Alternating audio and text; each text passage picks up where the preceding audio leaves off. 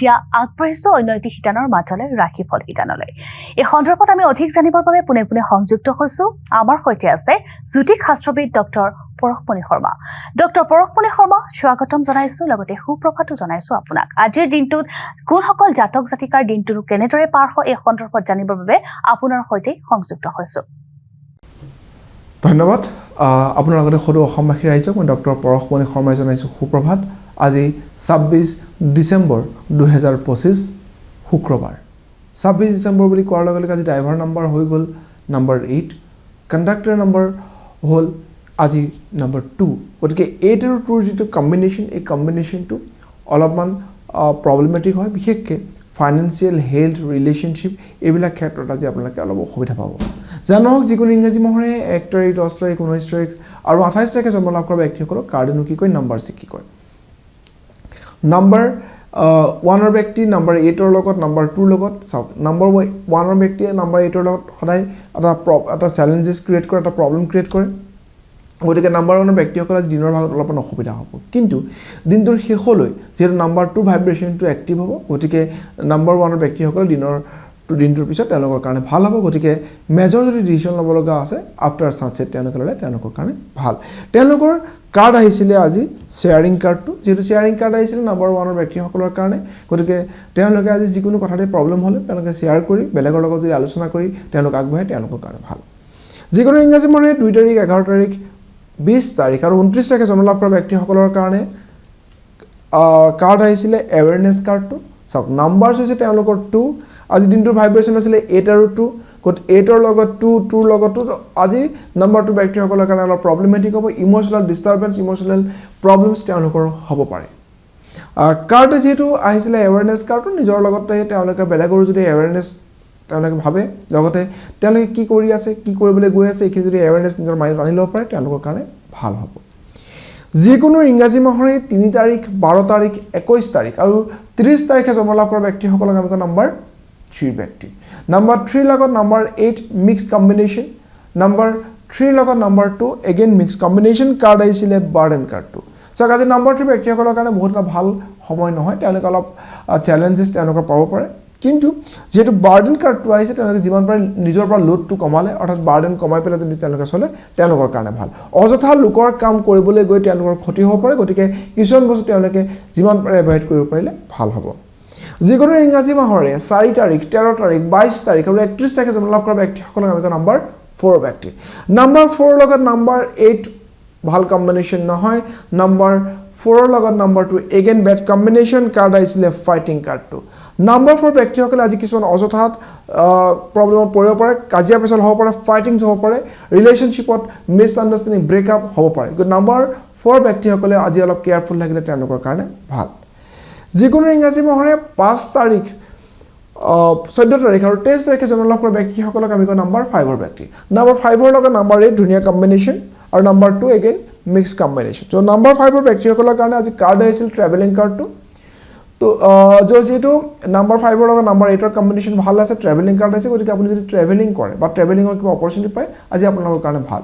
যিহেতু দিনটোৰ ভাইব্ৰেশ্যন বহুত এটা ছাপৰ্টিভ নহয়, তথাপি নাম্বাৰ 5ৰ ব্যক্তিসকলে নাম্বাৰ 8ৰ লগত আৰু নাম্বাৰ 2ৰ লগত ৰিলেশ্যনশ্বিপ ভাল মেইনটেইন কৰে, গতিকে আজি নাম্বাৰ 5 ব্যক্তিসকলৰ কাৰণে মোটামুটি ভালেই যাব। যিকোনো ইংৰাজী মাহৰে 6 তাৰিখ, 15 তাৰিখ আৰু 24 তাৰিখে জন্ম লাভ কৰা ব্যক্তিসকলক আমি কওঁ নাম্বাৰ 6ৰ ব্যক্তি। আৰু সেই নাম্বাৰ 6ৰ ব্যক্তিসকলে আজিৰ দিনটোত অৰ্থাৎ নাম্বাৰ 8 আৰু 2 ভাইব্ৰেশ্যন থকা সময়খিনিত তেওঁলোকে আজি যদি বেলেগৰ লগত কম্পেৰিজন কৰে তেওঁলোকৰ কাৰণে ক্ষতি হ'ব।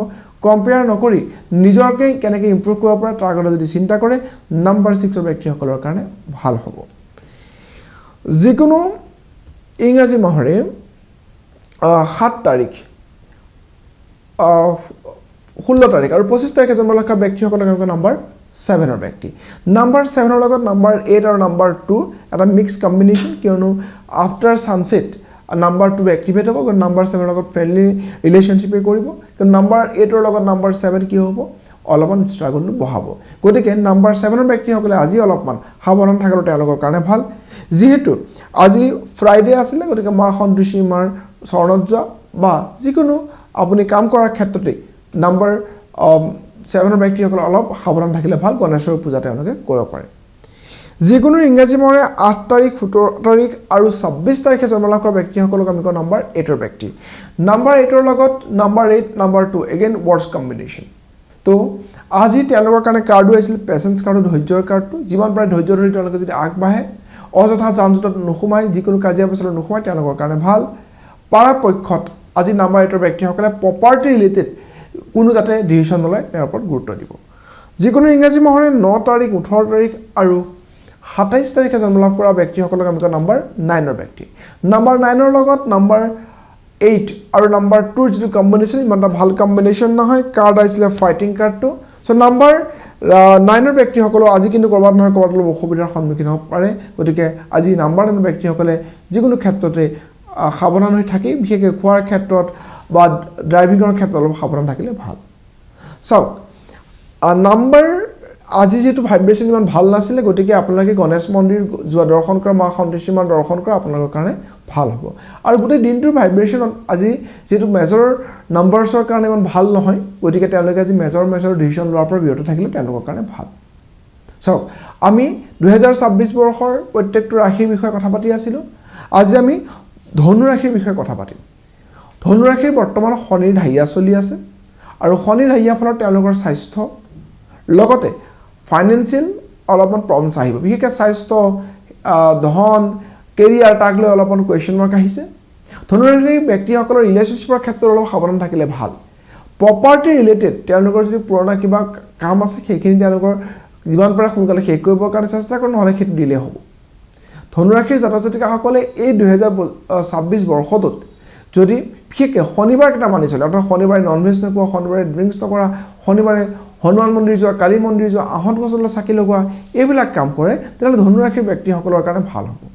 ধনুৰাশিৰ ব্যক্তিসকলে এইখিনি সময়ত যিকোনো ঠাইতে ইনভেষ্ট কৰাৰ ক্ষেত্ৰত দুবাৰ তিনিবাৰ ভাবিহে তেওঁলোকে কৰিব পৰাপক্ষত FD কৰা বা এই ধৰণৰ কামবিলাক ছেফ যিবিলাক আপোনাৰ ইনভেষ্টমেণ্ট টুল আছে এইবিলাকত তেওঁলোকে ইউজ কৰে তেওঁলোকৰ কাৰণে ভাল ধনুৰাশিৰ জাতক জাতিকাসকলৰ ক্ষেত্ৰত এই বৰ্ষটোত যদি শিক্ষাৰ্থীৰ কথা যোৱা যায় তেওঁলোকে য'ত তেওঁলোকে পঢ়িব বিচাৰিছে তাত তেওঁলোকে পঢ়িব নোৱাৰিবও পাৰে যাৰ ফলত তেওঁলোকে মানসিক ডিপ্ৰেশ্যন এনজাইটি হ'ব পাৰে গতিকে সময় থাকোঁতে ভালকৈ পঢ়া শুনা কৰি তাৰ পৰীক্ষাৰ কাৰণে প্ৰিপেয়াৰ কৰিলে ধনু ৰাশিৰ জাতক জাতিকাসকলৰ বিশেষকৈ শিক্ষাৰ্থীসকলৰ লাভান্বিত হ'ব ৰিলেশ্যনশ্বিপৰ ক্ষেত্ৰত কেয়াৰফুল থাকক বিয়াৰ প্ৰস্তাৱ আহিলে আপুনি অলপ ভাবি চিন্তি এটাৰ ৰিপ্লাই কৰিব হয় পৰশমণি শৰ্মা এইখিনিতে আপোনাক ধন্যবাদ জ্ঞাপন কৰিছোঁ আৰু অতি সুন্দৰকৈ আপুনি আচলতে বুজাই দিলে যে আজিৰ দিনটোৰ জাতক জাতিকাসকলৰনো দিনটো কেনেদৰে পাৰ হয় আৰু আপুনি এইখিনি বহুমূলীয়া আমাক সময় দিয়াৰ বাবে আপোনাক ধন্যবাদ জ্ঞাপন কৰিছোঁ